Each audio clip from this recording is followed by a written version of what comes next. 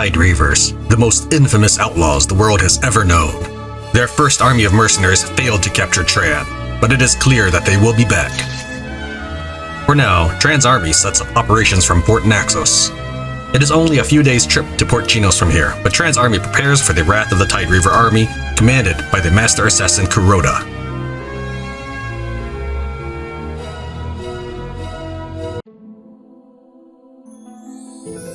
So I loaded, more than 20 times, but I loaded enough to get 20 mercenaries to appear, made a spreadsheet to kind of figure out who I wanted as my next mercenary. I was hoping to actually find the other 12,000 gold mercenary that I saw during chapter 5, I'm sorry. So what we're gonna do is I'm gonna show you the various mercenaries that we've looked at, and then I'll tell you why picking the last one.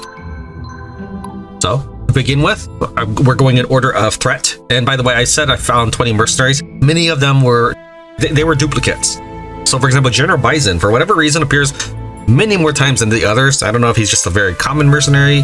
I don't know if that's typically like across all chapters, or maybe the specific chapter you have a higher chance. Not sure. But first off, we have Matriarch Rosalie. So you can tell whenever a person is a special mercenary when they have a quote instead of a description of the regular class. So for example, a regular class like Paladin has this. So although Templar is a class anybody can pick, well, I mean, within regular parameters, this makes her a special character. You can generally also tell if they have like a two name thing, such as Matriarch and Rosalie, General and Bison, or something like that. She has a Soldier Captain, which allows her to have heavy infantry units in her squad. Each cost 2 less capacity. That's pretty good. This is the lowest threat value of the mercenaries that we're going to take a look at. Next up, we have Conrad the Code. He goes, "What do you think? Cool name, huh?" Okay, well, it is descriptive, is it not? Conrad the Code actually has a huge amount of skill. I don't know if that's typical or what. So that is the thing that I've noticed. Now, he does have arcane speed, which gives him skill based on a percentage of magic. And I'm not quite sure what that percentage is, but that is a lot of skill. So I'm thinking that if you were to get Conrad the Code, maybe you would turn him into something else. I don't know. Then we have Synthos the Muse, another light prodigy. Light, if you remember, gives you leadership growth bonuses, and Prodigy gives you more leadership. So this character also has Silver-Tongued as a trait, which allows him to make the enemies more likely to surrender. Words belie actions. Always seek to pierce the veil to one's true self. So Synthos Muse seems like a very interesting character, and I like that he has Silver-Tongued. This isn't really meant to be a showcase of all the mercenaries or anything, though they are definitely very interesting characters. Kind of like little implied backstory with each one. I just want to show the development of how I get to where I'm going, but some of that involves loading. And seeing the loading screen is not very useful to a viewer. So this is what I'm showing you instead. So one of the other heroes we get was Deadeye Domak. He has some incredible abilities. Assassin's Heart gives him extra critical damage, and Executioner is, I think, probably, now I haven't really put in the application, this is more like theory crafting. But Execution is probably one of the best skills you can get if you have like a whole platoon of warbows. Basically, if your enemy has low health, you might get an extra action. I don't know if this is on top of your morale free action or what, but I'm just thinking about creating an entire warbow Executioner team.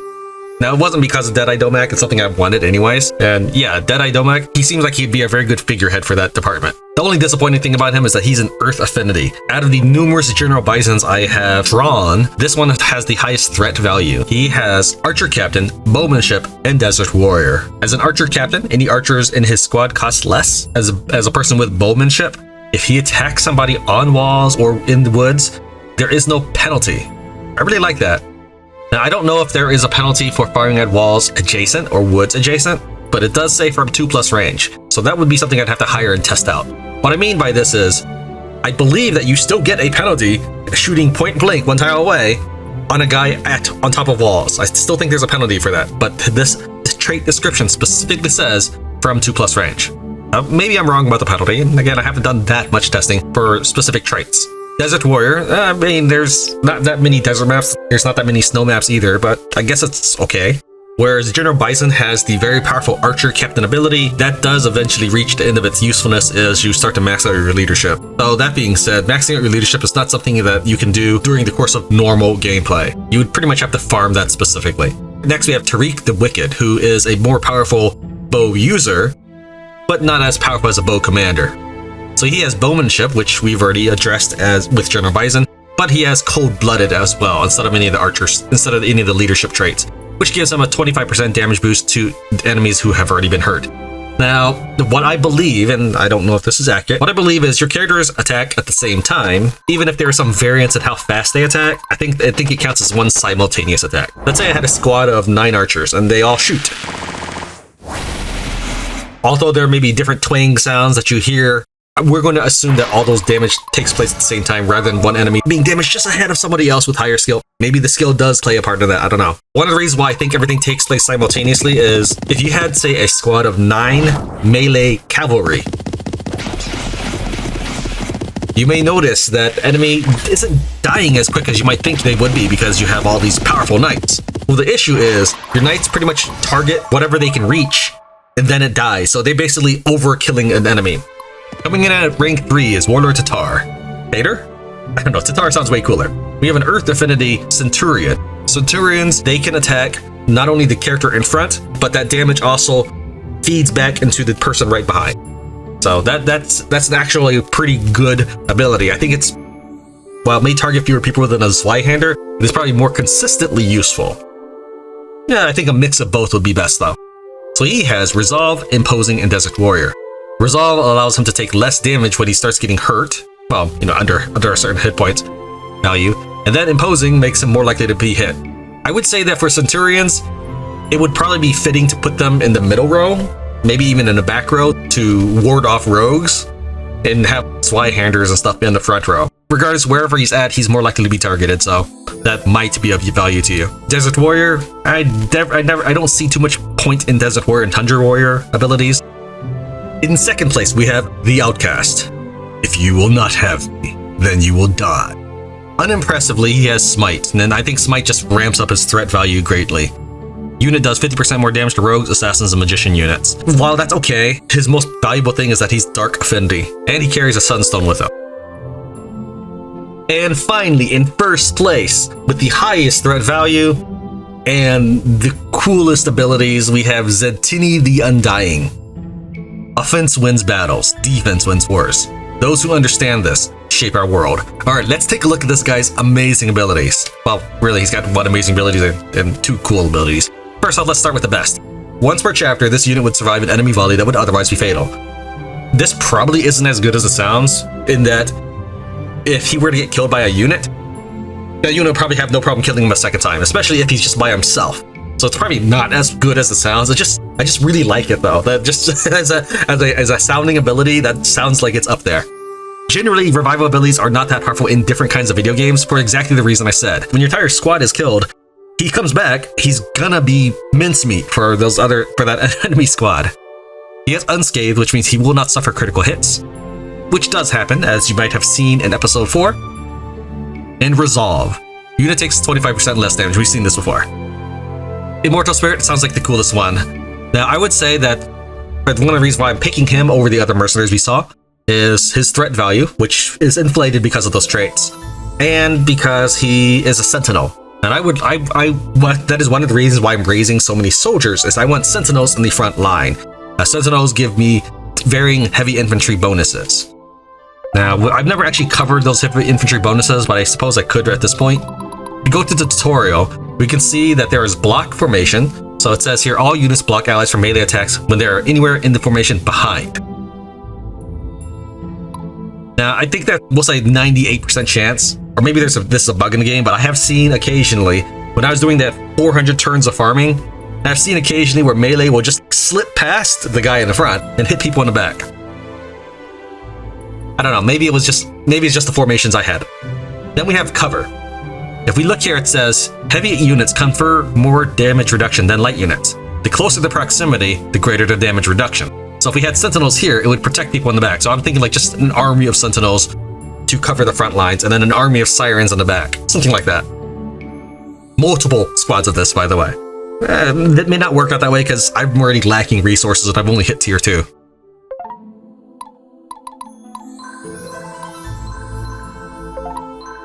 Let's see what we got. We have Affinity Lightning. I don't really know how often we'll use these Affinity Scrolls, but let's go ahead and pick them up anyways because they're consumables. And Gems. Now, I have seen a few other people play the game, and they almost unanimously, the other people playing the game buy everything in the store. And they don't really spend much time with spending much money or time on recruits. I think the reverse should be done, though I will say that buying items does sound good. You think you buy this, oh, you have 10% damage taken from dragons. The problem is you have to equip it on the dude at the time he needs it. And that's not going to happen because you can only equip before battle. So you're going to have to say like, okay, this guy's going to go attack that one dragon unit. How many times are you going to face dragons in this game? Not that many. Right? So it sounds cool. This and Dragon Slayer, like, oh wow, I'm gonna create a thematic character and have a Dragon Slayer knight. I think is the guy. I think the guy I bought last round. Let me see here, squad, right here. Yeah, he's a Dragon Slayer. So wouldn't it be cool if I gave him his squad the dragon armor and the dragon sword? Sounds awesome. Problem is, not only can I only equip one artifact at this time, but when you can have 9 units, not counting dragons, of course, when you have 9 units in squad and 3 artifacts, you should be buying 3 times more people than items. Maybe. Now, you may say like, well, you train those people, but you get to use the items as they are. That is true. But let's say I wanted to train new medics or something. I don't actually have very good medics. If we took a look at those medics that I currently possess, unit status, yeah. Okay, we have here Thievery Medic. Now, that being said, I'll probably make her a Siren, fine. It's Challenger. She'd have to be like an Acolyte and a Paladin. So I don't actually have medics. None of these would be good for Templar. Precision? Not good for Templar. Look. Critical hits bypass 100% of target armor. Templars being the penultimate healing unit. Valkyries can heal, yes, but Templars heal twice in a battle. So if I wanted to specialize in healing, none of these characters have traits for that. Imposing. Again, I don't want my healer being targeted. At this point, a tactician would say, okay, I need to hire medics until I find ones with worthy traits. Tran and Diana, Doctrine of the Temple. Tran, you honor me with your presence. I have so many questions for you, Diana. Is your purpose unclear? It's about the temple. What's the deal with the priestesses and the other temple devotees? The Sisterhood of Mercy are a separate holy order. The Sisterhood of Justice and the male paladins take their direction from me, and I am second in command to Grandmaster Oxley. Righto. What's this bond you have with Adelia? She is tasked with caring for my son and providing support for me in addition to her duties to the Sisterhood of Mercy. It was Adelia who crafted me this ruby amulet to remind me of home. A small comfort ever since I was sanctioned for war. Wait, you were sanctioned?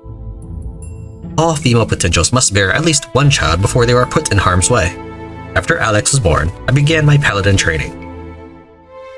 Makes sense, I guess. So who's Alex's father? He was a devout man who sacrificed much and became one of the temple's most beloved. He and I have lost contact. I try not to let it become a part of my thoughts. Oh, I'm sorry. Probably too personal. It matters not. If the temple deems it so, it shall be so. Alex has my whole heart, and I now have my duty as a mother to a future temple devotee.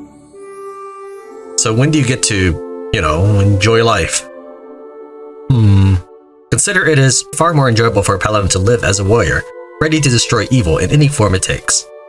By that point of view, my life is enjoyable beyond description. Fascinating. Your way of life is sort of refreshing to see.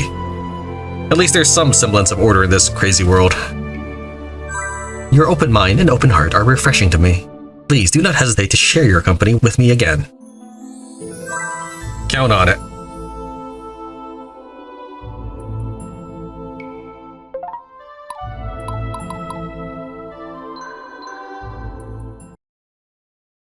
Okay, so one of the things we're working on is trying to get this shop here to load I guess we'll say the correct application of materials. So we don't want to go into this shop and find loser stuff.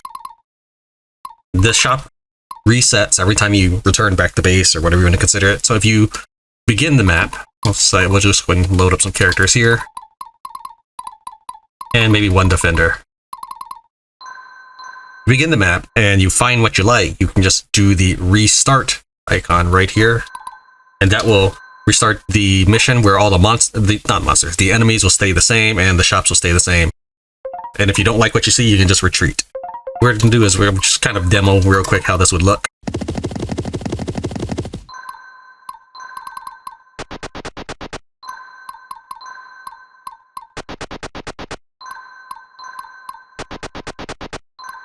Ready. My friends are counting on me.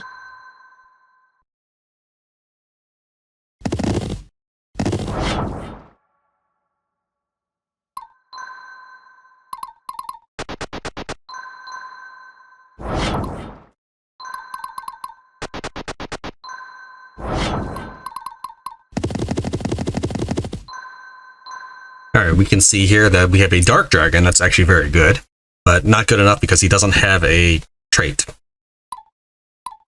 And we have an okay mercenary. He's a tier 3 mercenary with water affinity, which is good. Arcane speed is okay. But most importantly, he's a mercenary. I'd like to collect them all. That's what I'd be looking for, is what's in the recruit and trader sections to be the right material. For example, Warrior's Hubris. That's a kind of a meh. Donar's Treatise of War. Good. But there's no arena token here. So I'll be resetting until we find the right selection of items. What I'm going to do is now I'm going to retreat, deploy, and do it again.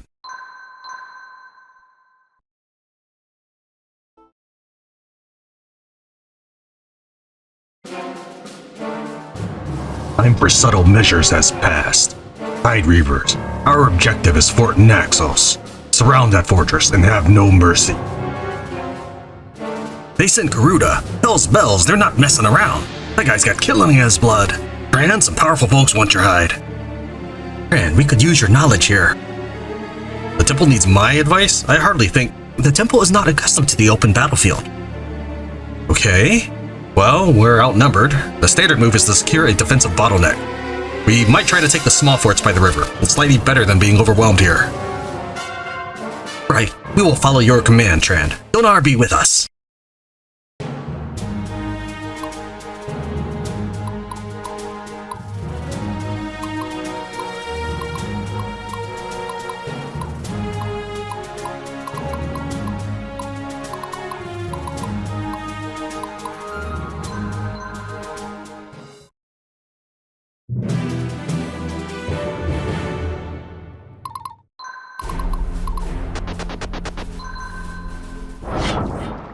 So nobody has complained about this being too fast. Right now it is set on fast. There's normal, fast, and turbo. Oh, I like that. We're gonna make a quick save here.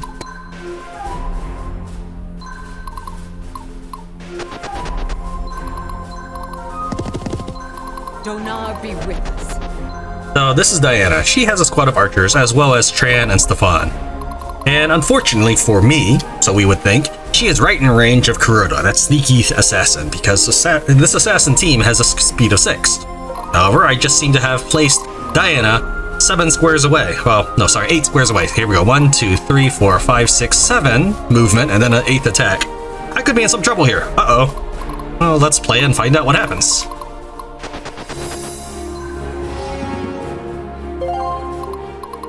My friends are counting on me. Ready. Bet you didn't see this one coming. Assassins act like rogues, or have the stealth attack like Stefan, where they can attack the back row, and they are likely to hit you with critical hits, pretty much spelling doom for anything that's not a heavily armored target.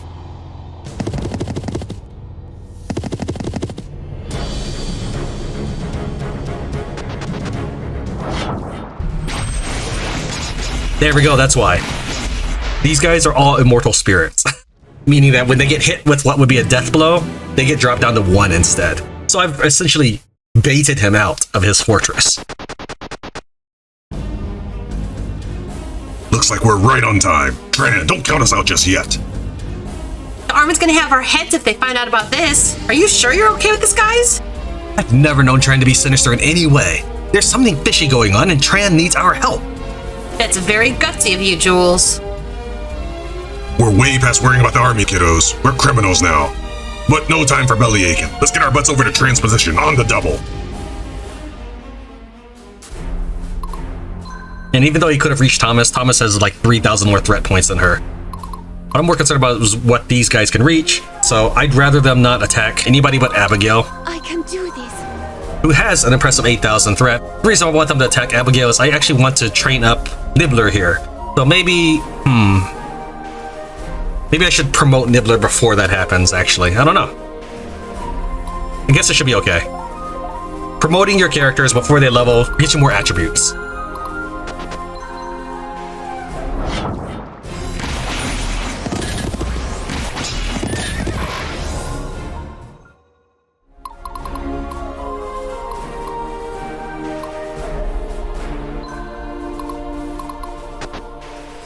Why can't you heal? Oh wait, that's duh. I'm standing next to the wrong target. Now the immortal spirit only works once, so I can't just keep doing it. However, I can pelt him full of arrows. Repent before the righteous.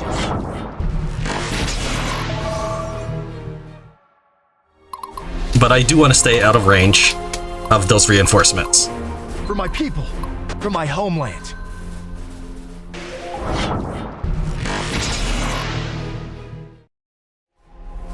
I will not throw away my life for this employer, for this mission. And then he flees. We'll see him again.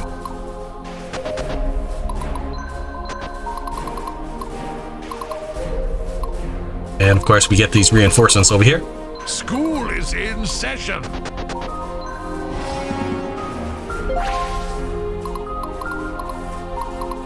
They'll notice this one for sure. I'm just getting started. How can I help, my lord? Now, I could have put Jules on there since he has more archers, but Jules is going to end up killing some people, and I want to save some for Sybil first.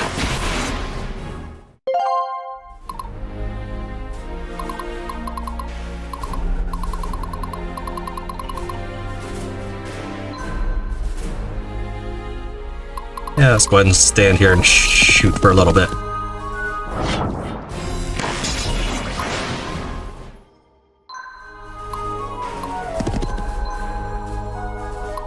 And Stefan, you are out of range? No, you are not. I love this part.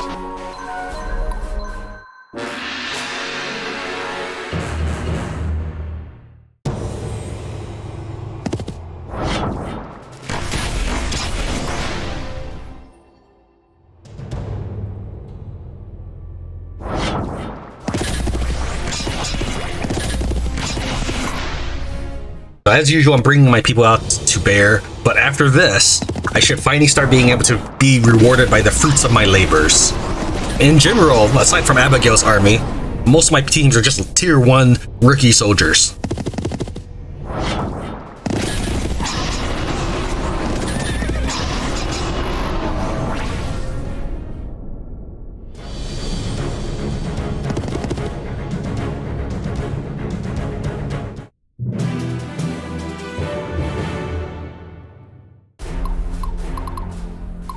Master Sergeant awaiting orders.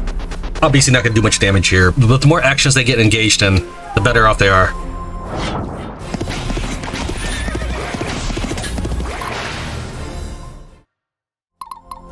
Here comes Sybil, ready or not. They'll notice this one for sure. Oh, come on, whatever. We will always find a way. Be just out of range? Yeah. Alright, let's deal with this group over here. Shattered.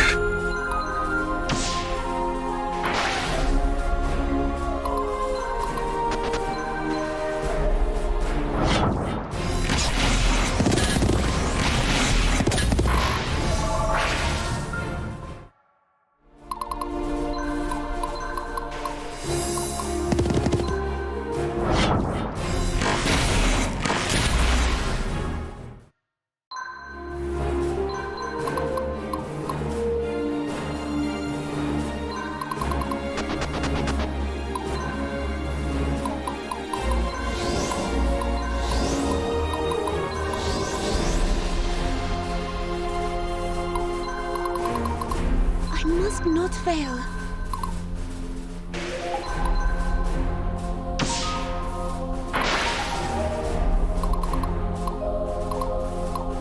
Getting real thirsty here. Yeah, Oh, let's just. sorry. Did you need something?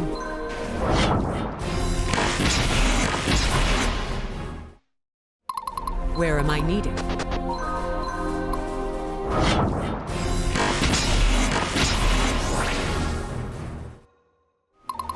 I must stay strong.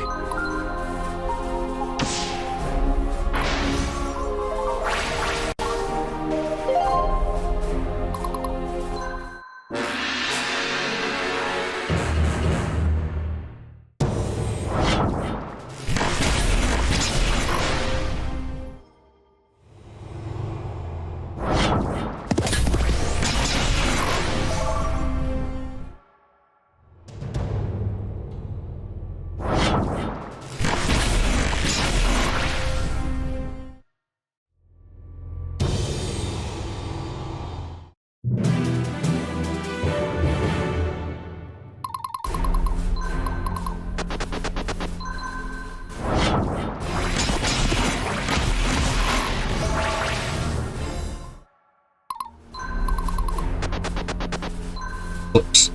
I guess I can heal.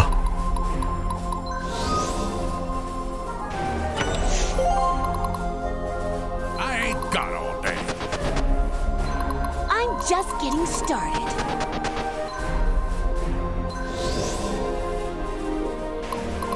Stay strong, everyone. Time to end this. I must be brave.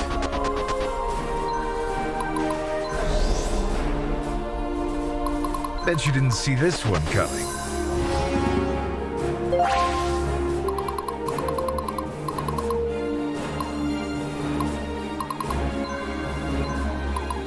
Okay, this group, yeah, this is a fairly durable group.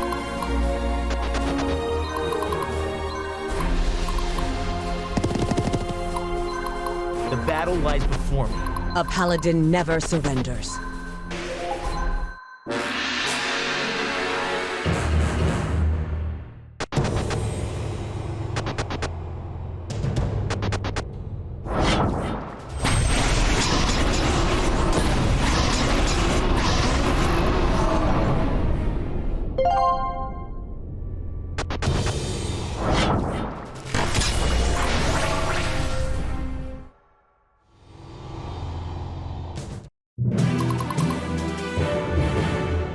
My friends are counting on me.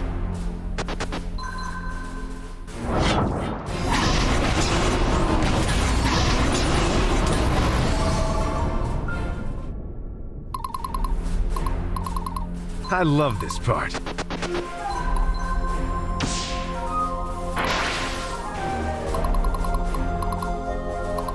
The time to act is now.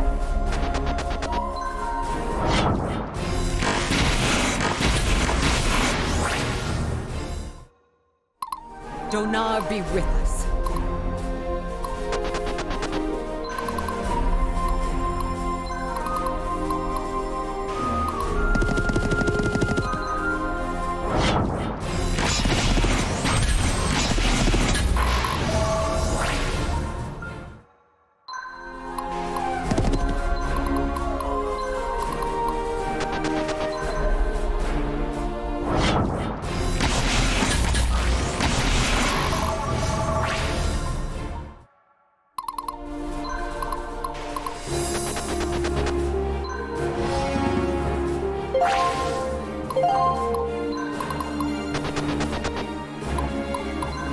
You got a plan?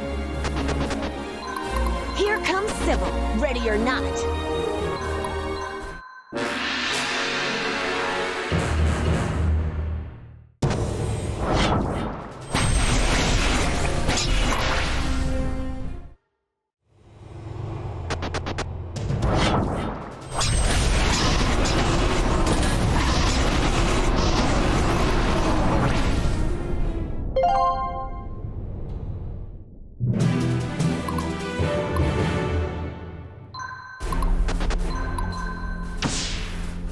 wise decision.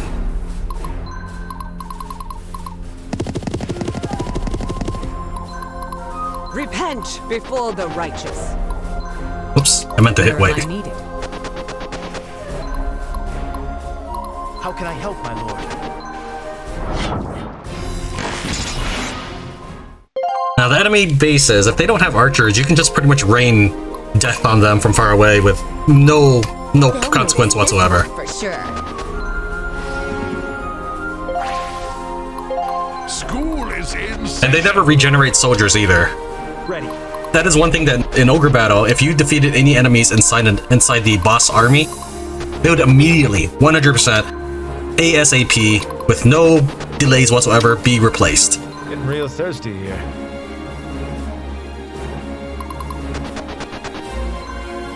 I can do this.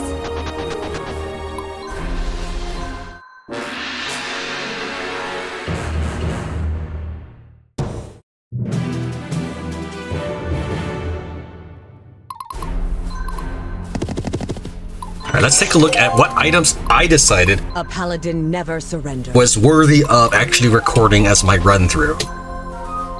First off, I had 3 criteria, and so I loaded and loaded and loaded and loaded again and again and again and again to try to find a marketplace with all 3 criteria. First off, I wanted a dragon with some sort of trait. I didn't really care too much about its affinity because dragons can be strength, magic, or skill, and you'll get a different dragon for each one, whichever one. I just wanted a trait, so here's a lucky dragon. Thank you. Then I wanted a hero that was more than green or blue. So this is purple, which is a step higher than that. It's okay. I like wizards anyways, and I would have liked it better if this was one of the 11,000 soldiers or higher. I saw a couple of them, but they didn't have anything else with them. So there's 2 things for me right here. Also, there's a dude here named Chad, and I'm kind of tempted to just get him because of that. But that being said, he doesn't really have good resources, and I don't know. It is something that we're thinking about. He has precision, that's kind of cool, but he's Earth, which is kind of lame, in that Earth is going to make him less skilled, so I would have to use an affinity scroll on him as well. I don't know. I'll think about it. But for right now, let's take a look at the trader. So the 3rd criteria was to find an arena token. Here we are. So it didn't have to be silver, but silver is the next step up from bronze, so I guess I can show you silver gameplay without the farming. I'm not going to show you like the farming bit, obviously. I'll go and pick up a book. And yeah, this gives me leadership, so it's a stat boosting item.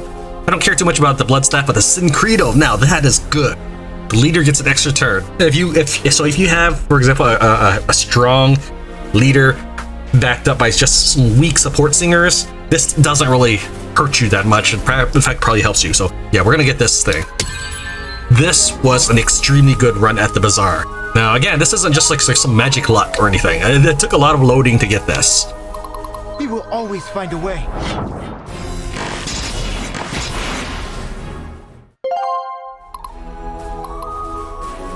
Master Sergeant awaiting orders. Let's see. Nah, let's not do that. Oh, sorry. Did you need something?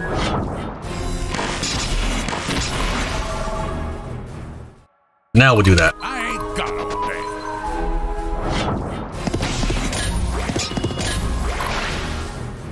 We'll just shuffle. I must not fail. For my people. For my homeland. Doesn't look like we really didn't do anything else. We're pretty much done. I guess we'll go and hire Chad. Why not?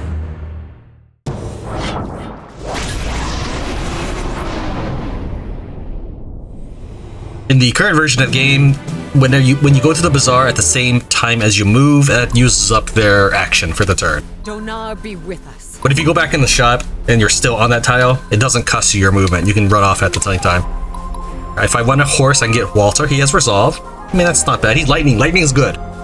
So basically, I have made basically a giant spreadsheet. I just finished the spreadsheet. That's what I've been working all week. Rather than recording, I wanted to wait to see how people felt about the animation speed. Yeah, any lightning affinity person you find, you should pretty much hire. Same thing for dark. After that, water if you're doing mages, fire and earth for anything else. You can make it all work, but water is one of the lower rank things only because there's not that many magic styles out there, you're going to be limited on gems and sunstone. So that is a thing. At least for me, I would think that many of my gems would be spent on having healers around. That doesn't really leave many gems left for techiness. Anyways, we're going to go ahead and get Chad. Mostly because I just want the extra resources. Remember, I have a large army to feed with my resources. So yeah. And I'm not worried about the gold because we did buy a silver arena token. So yeah, I'm gonna have money at the end of this. Let's send Jules in. Stay strong, everyone. You got more people. Now your characters, when they rejoin you here, they return you at level 8. That's a little unfortunate because those are less valuable stat ups than if they were tier 2 units. I would like to have leveled them up to a tier 2, my character level 5 or something, but alright, what can you do?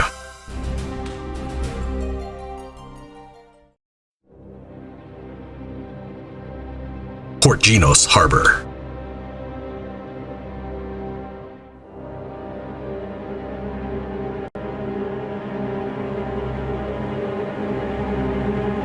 Thank you for coming prior to your army's departure. You certainly are the trusting type. Who are you? My name is Lysander. What? Lysander? General Lysander of the Imperial Army. Yes, I know your name from the Academy. Seems we never crossed paths before. I just thought you'd be older. How did you know where to find me? All that matters now is that I come to you with a warning. News is already spreading. Empress Florina was murdered. War is imminent. The Empress's death has opened old wounds, sparked old rivalries. The two strongest dukes, Lothair and Terranor, have mobilized their armies. It's civil war, and it's just a matter of time. Lysander, there's got to be more to this, and you know who. Careful what you say, Tran. The Prime Minister is very popular among the people. He has surrounded himself with powerful allies. And you believe he is responsible for the murder? Come on, just admit it. He's been obsessed with becoming Emperor for so long. He would do anything. You must keep your voice down. There are those among us in the Imperial Army who think as you do. Do not act rashly. Casimir will make a mistake eventually. For now, you should stay with the temple. When I have collected enough evidence to expose Casimir, I will find you. Until then, I trust you will keep this meeting to yourself? Of course.